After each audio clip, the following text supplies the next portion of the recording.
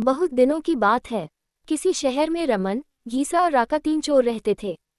तीनों को थोड़ा थोड़ा विद्या का ज्ञान था। तीनों चोरों को विद्या का ज्ञान प्राप्त होने के कारण बहुत घमंड था। विद्या द्वारा तीनों चोर शहर में बड़े बड़े लोहे की तिजोरियों को तोड़ देते थे और बैंकों को लूट लिया करते थे। इस तरह तीनों चोरों ने शहर के लोगों की नाक में दम कर रखा था।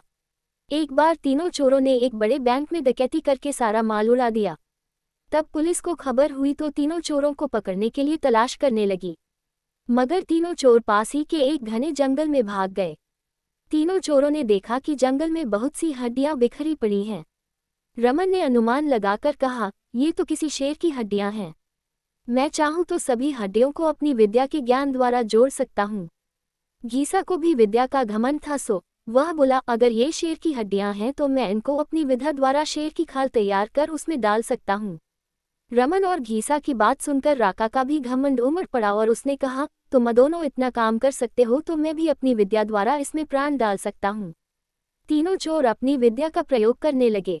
कुछ देर बाद रमन ने सारी हड्डियों को जोड़ दिया और घीसा ने शेर की हुबहू जान डाल दी।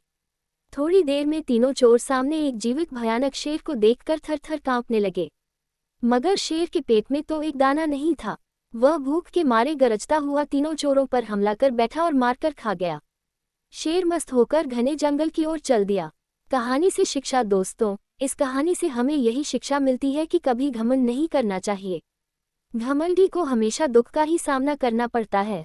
यदि तीनों चोर अपनी विद्या का घमंड न करते तो उन्हें जान से हाथ न धोने पड़ते।